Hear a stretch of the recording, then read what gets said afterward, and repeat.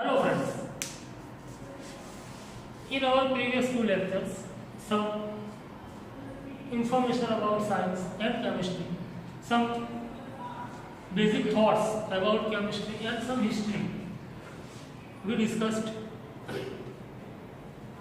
and how chemistry with time developed. With that, the benefits or the usefulness of chemistry in our daily life, like fuels, food, acids, base, salt, in textile industries, weather predictions, medical science.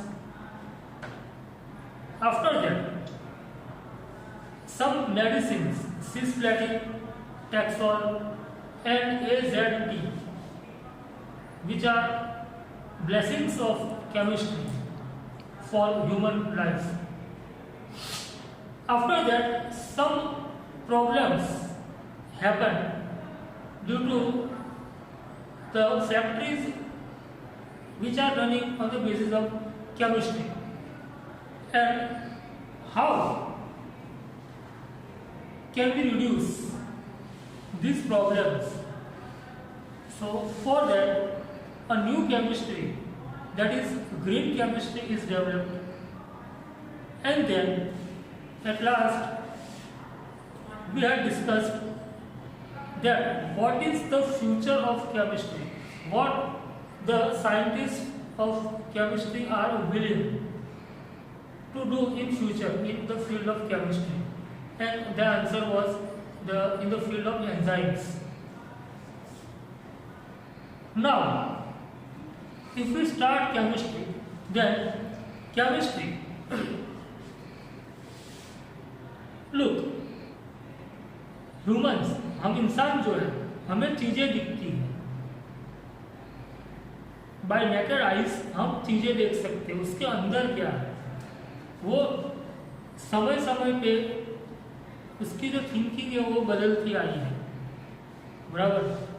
पहले ये भी था कि भी molecules हैं, फिर आया कि भी मॉलिक्यूल्स है तो वो एलिमेंट से बने हुए, फिर आया कि भी एलिमेंट्स जो है कि वो एटम से बने हुए, और फिर एटम के अंदर भी हम गए, बराबर। और आज हम जानते हैं कि एटम जो है उसका एक सेंटर होता है जहाँ पे प्रोटॉन और न्यूट्रॉन, उसके अलावा बहुत कुछ रहता है, बराबर। इलेक्ट्रॉन जो है वो बाहर, न्यूक्लियस जो होता है, जो सेंटर है एटम का, उसके बाहर रिवॉल्व कर रहा है, बराबर।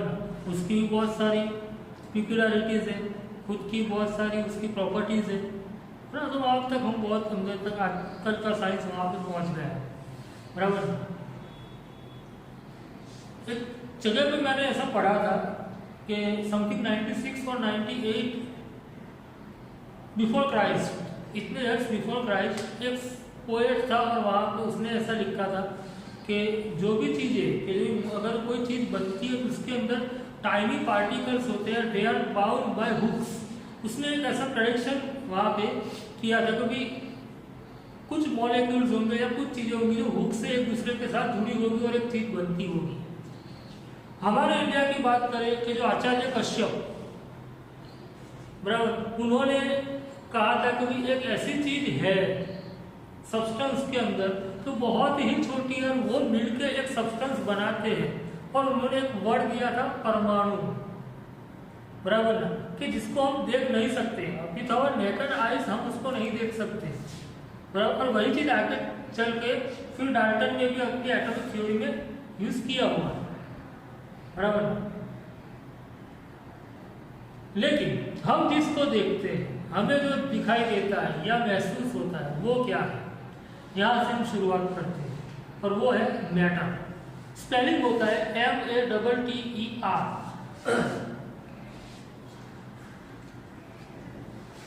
मैटर, कोई भी चीज जो एग्जिस्ट करती है यूनिवर्स के अंदर वो मैटर है। जरूरी नहीं है वो आपको दिखाई दे या ना दे। अगर आप अपने आजू बाजू में देखोगे तो बहुत कुछ आपको दिखाई देगा, लेकिन आप जिसके थ्रू देखते हो, एयर के थ्रू, तो एयर आपको नहीं दिखेगी, लेकिन एयर है, बराबर। जिसका भी एग्जिस्टेंस है वो सब मैटर में जाएगा, बराबर। तो ये मैटर क्या है, तो उसकी डेफिनेशन हम कैसे देते हैं, आप बचपन में पढ़ के आए उसको 9th में और वहां में, कि anything which possesses mass, anything which possesses mass and occupies space. हम हमारे घर में अगर 2 रुपये वाली पेन लाते हैं तो वो भी हम तभी लाते हैं कि जब हमारे घर में उसको रखने के लिए जगह हो।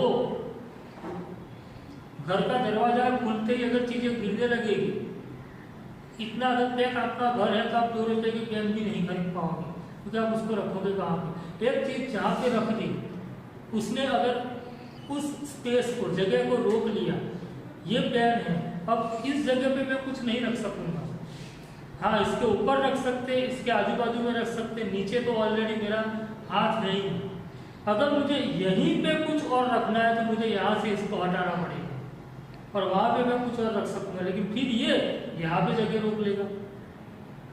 सो एनीथिंग कि जिसका कुछ मास है और वो जगह रोकता है, anything which possesses mass and occupies space is called matter.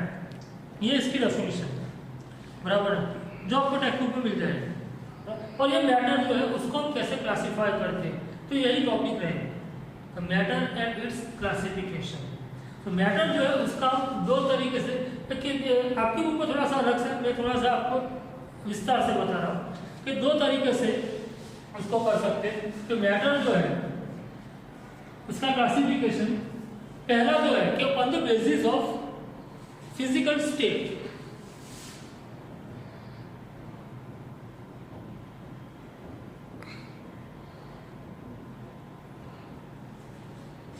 कि उसका फिजिकल स्टेट क्या है, उसके ऊपर से हम जा सकते हैं। और दूसरा जो है कि वो केमिकली कैसे बना हुआ, मतलब तो on the basis of chemical characteristics, chemical characteristic. Okay, ये मैं मैटर के दो कि भाई फिजिकल स्टेट में वो कैसा है और कैरेक्टरिस्टिक केमिकल उसकी कैसी है, उस हिसाब से हमने दोनों को अलग किया। अब इसके अंदर और होंगे, बराबर। सो फिजिकल स्टेट जो है उसके अंदर और 3।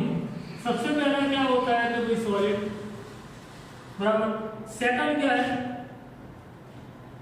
लिक्विड और गैस। मैंने आपको मेरे पहले लेक्चर में बताया था कि हम ये 3 को इसलिए पढ़ते हैं कि हम इन तीनों के साथ जनरली डील करते हैं। आपको ही पता होगा कि स्टेट्स ऑफ मैटर टोटल 5 है, बराबर ना। इसके आगे भी प्लाज्मा है और डीईसी है, बोस-आइंस्टाइन कंडेंसर। लेकिन हम उसके साथ डील करने नहीं जाते, हमको यही पढ़ा जाने का हमारे आसपास यही है, कुछ ना कुछ सॉलिड है जिससे आप लिख रहे हो, जिससे आप जो आप खाना खा रहे हो, कुछ ना कुछ लिक्विड है जो आप पी रहे हो या आप हैंड वॉश करने में यूज कर रहे हो, कैसे भी, और कुछ ना कुछ गैस है जो आपके आजू बाजू, बराबर। लेकिन ये पहला हुआ क्योंकि सॉलिड, लिक्विड एंड गैस। यहां पर भी आपको जो है कि 3 क्लासेस है इसके, मतलब कि क्लासिफिकेशन जो है उसमें 3 और है। तो सबसे पहला एलिमेंट, दूसरा एलिमेंट जो होता है वो इसके अंदर सबसे छोटा पार्ट मान के चलते हैं। अब 2 या 2 से ज्यादा एलिमेंट मिलके कुछ सब्सटेंस बनाते हैं जिसको हम कंपाउंड भी कहते हैं। ये हमारा हो जाएगा कंपाउंड, बराबर। सब्सटेंस भी आप लिख सकते हो। और 2 या 2 से ज्यादा कंपाउंड मिलके एक मिक्सचर बनाते हैं, तो तीसरा क्या हो जाता है, मिक्सचर। तीसरा क्या हो जाएगा, मिक्सचर, बराबर।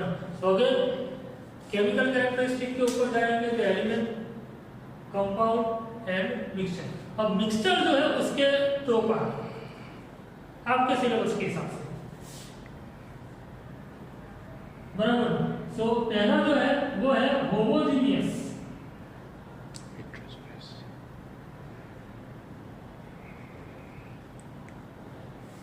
First is homogeneous mixture, second is heterogeneous mixture.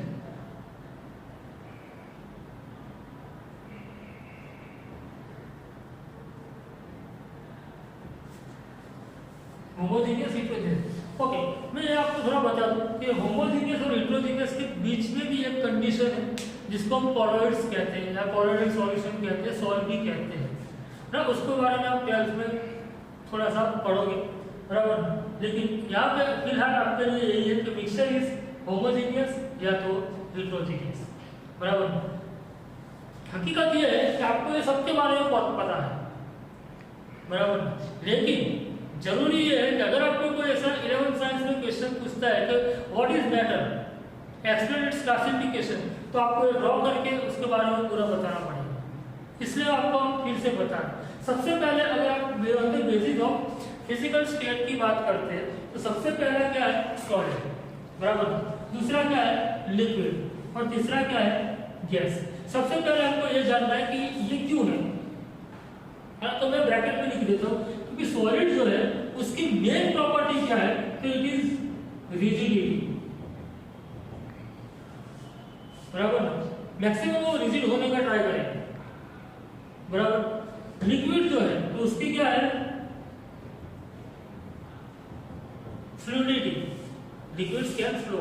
Okay, liquid और गैस दोनों को फ्लूइड माना जाता है, दोनों फ्लो कर सकते हैं। लेकिन गैस जो है वो अपने आप फैलता है, अपने आप वो मीडियम में फैलता है, इसलिए हम उसको डिफ्यूजन भी लिख सकते हैं। ये चीज जो है ये मेन है। तो मेन कैरेक्टरिस्टिक सॉलिड जो है वो रिजिड है। देखिए, अगर आपके पास एक बकेट में पानी है, बराबर, तो आप एक गिलास लेके वो पानी ले सकते हो इजीली। अब वापस डालो वो वापस मिक्स भी हो जाएगा। लेकिन आपके बाजू में दीवार है, ये दीवार में से आप पानी कैसे, दीवार में से गिलास भर के ले लो, कैसे ले पाओगे, रिजिड है वो। क्यों है रिजिडिटी, तो वो डिपेंड करता है ये तीनों के, क्योंकि उनके कॉन्स्टिट्यूएंट पार्टिकल्स जो है वो कैसे अरेंज हुए। सॉलिड की बात करें, जैसा कि आपको पता ही है कि सॉलिड के अंदर ये होता है कि कंस्टिट्यूएंट पार्टिकल्स जो होते हैं कि जो जिससे सॉलिड बना हुआ है, they are very closely packed, एक दूसरे के बहुत ही नजदीक वो अरेंज होते हैं, बराबर। तो अगर ये आप पार्टिकल उसको दिखाते हैं, सॉलिड की अगर हम बात करें, they have a regular pattern of arrangement. आप यूं भी कह सकते हो, they have a regular pattern of arrangement, एकदम एक दूसरे से टाइटली वो होते हैं। इससे क्या होता है कि ये दोनों जो है उनके बीच का डिस्टेंस जो है वो कम रहता है, और उसके लिए हम वर्ड यूज करते हैं कि ये एक और ये दूसरा जो भी पार्टिकल है, बराबर, वो एटम भी हो सकता है, वो आयन भी हो सकता है, वो मॉलिक्यूल भी हो सकता है, तो उसके लिए हम वर्ड यूज करते हैं इंटरमॉलिक्यूलर, बराबर। तो इंटरमॉलिक्यूलर डिस्टेंस जो है वो बहुत ही कम होता है, एक दूसरे के बहुत ही नजदीक होते हैं। इससे क्या होता है कि इनके बीच का इंटरमॉलिक्यूलर अट्रैक्शन बहुत ही बढ़ जाता है, and that is why they are solid, बराबर। सॉलिड जो होता है उसको फिक्स शेप होता है, फिक्स वॉल्यूम होता है, बराबर। लिक्विड में ऐसा नहीं होता। लिक्विड में क्या है, बराबर, मान लो कि आपके पास एक गिलास है, उसके अंदर आपने वाटर है, बराबर, उसको अगर आप डालोगे तो वो फ्लो कर सकता है, बिकॉज कि इसके जो मॉलिक्यूल्स है, बराबर ना, वो सॉलिड के कंपैरिजन में, सॉलिड के मुकाबले वो ज्यादा दूर होंगे। हम यूं ये लिख सकते या ये कह सकते कि intermolecular distances between particles are more compared to solid, and due to that intermolecular attraction forces are less compared to solid, बराबर। इसके लिए इनके अंदर फ्लूइडिटी की, वो लिक्विड है, फ्लूइडिटी का जो है ये प्रॉपर्टी आ जाती है, बराबर। अगर आप सॉलिड की बात करते हो, बराबर, तो सॉलिड में हमने कहा कि उसका फिक्स शेप है, बराबर ना, उसका फिक्स वॉल्यूम है। लिक्विड में क्या होता है, फिक्स वॉल्यूम होता है लेकिन शेप नहीं होता। जिस किसी भी कंटेनर में उसको भरा जाता है उसका शेप जो है वो एक्वायर कर लेगा, बराबर ना। अगर आपके घर में एक मटके में पानी भरा हुआ तो उसका शेप कैसा होगा, तो मटके जैसा। उसको गिलास में निकालिए तो उसका शेप कैसा होगा, गिलास के जैसा। उसको पी जाइए फिर जैसे आपके अंदर की सिस्टम वैसा उसका शेप। तो लिक्विड जो है बराबर, वो जिस कंटेनर में उसको भरा जाता है उसका जो है वो शेप एक्वायर कर लेगा बराबर। सॉलिड सॉलिड होता है, लिक्विड लिक्विड होता है बराबर। दूसरी बात यहाँ पे क्योंकि गैस की बात करें बराबर, तो गैसेस जो होते हैं, मान लो कि एक बॉल में या एक कोई भी आपका पास ऐसा कंटेनर है जिसमें आपने गैस भरा हुआ है, तो गैस के मॉलिक्यूल्स जो होते हैं, ये मॉलिक्यूल्स के बीच में डिस्टेंस जो होता है वो सॉलिड से और लिक्विड से बहुत ज्यादा होता है बराबर। हम ये कह सकते हैं कि intermolecular distance is very much, they are far from each other and due to that the intermolecular attraction forces are very less। Van der Waals attraction forces भी कहते हैं कि दे आर नेग्लिजिबल, लेकिन इतना तो होता है कि उनको गैस फॉर्म में रखें बराबर, उनको एक एग्जिस्टेंस तो देते ही बराबर। ये जो है इसका ना तो फिक्स वॉल्यूम होता है ना ही फिक्स शेप होता है। एक गैस जिसको आप एक सिलेंडर में भर सकते हो, उसको अगर आपने रिलीज कर दिया तो वो पूरे रूम में भी फैल रहा है, तो वॉल्यूम जो है वो भी अपने हिसाब से एक्वायर करता है। लेकिन एक चीज यहाँ पे आपको देखनी है बराबर कि सॉलिड जो है उसकी all the surfaces are open, ये इसकी सारी सरफेस ओपन है क्योंकि ये बहेगा नहीं, लेकिन लिक्विड की एक ही सरफेस ओपन रहेगी। जैसे कि यहाँ पे देखिए, यहाँ पे ये ऊपर वाली सरफेस ओपन है, नीचे से भी ओपन कर दो बह जाएगा। तो इसकी 3 सरफेस जो है वो आपने या तो उसको कवर करके रखा, एक सरफेस ओपन रहेगी। गैस में ऐसा नहीं है, उसकी सारी सरफेस आपको कवर करके रखनी पड़ेगी। इसी गिलास में अगर आपने गैस भरा होता, मान लो कि एक दूसरा गिलास लेते हैं, इसमें आपने गैस भरा है, तो हमको क्या करना पड़ेगा, ऊपर से कवर करना पड़ेगा, नहीं तो वो गैस तो निकल जाएगा। उसकी सारी सरफेस आपको बंद करके रखनी बराबर ना। तो सॉलिड लिक्विड गैस सॉलिड, अब सॉलिड के एग्जांपल आप देखिए, क्या लिखोगे सॉलिड के एग्जांपल्स के अंदर, हाँ नमक है, शुगर है बराबर, आप वुड लिख सकते हो, मेटल्स लिख सकते हो। लिक्विड के अंदर वाटर लिखिए, केरोसिन लिखिए, पेट्रोल लिख सकते हो बराबर, बेंजीन होता है, Br2 वाटर होता है, आप ये लिख सकते हो। गैस के अंदर ऑक्सीजन है, नाइट्रोजन है, आर्गन है बराबर, नियोन गैस है। जैसे बहुत सारे एग्जांपल आपको जो आए वो एग्जांपल लिख सकते हैं, सब कुछ वो नहीं है, एग्जांपल सही होना चाहिए बराबर। तो सॉलिड लिक्विड और गैस ये एक क्लासिफिकेशन का आपका पार्ट है। अब दूसरा जो क्लासिफिकेशन है वो है केमिकल कैरेक्टरिस्टिक के ऊपर से बराबर। तो ये जो 3 है वो हम अपने नेक्स्ट लेक्चर में देखेंगे। फिलहाल ये करिए, बुक में जाकर उसको थोड़ा सा सर्च करिए, पढ़िए और देखिए, याद रखने की ट्राई करिए, हो जाएगा यार, इसमें कोई बड़ी डील नहीं, आप आगे भी पढ़ के आए हो। सो फिलहाल यहाँ तक ही रखते हैं। Thank you.